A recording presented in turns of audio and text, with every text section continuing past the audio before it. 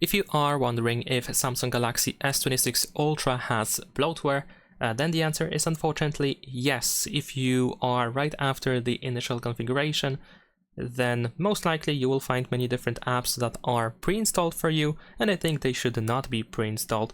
Like, for example, some of these Microsoft apps, although I'm pretty sure this is like a result of a collaboration between Samsung and Microsoft, simply because these apps can be found on pretty much every Samsung Galaxy smartphone. Thankfully, we can easily uninstall them if you want to. But besides that, we can find Facebook, Instagram, Spotify, Netflix, and Perplexity, and probably some other apps you may consider as bloatware. So yeah, you can definitely find some bloatware on this phone, and in many cases you can actually uninstall them, so it's not too bad.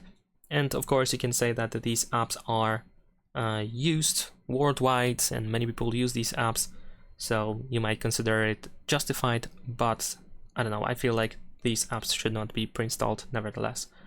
So that is pretty much it. Leave a like and subscribe.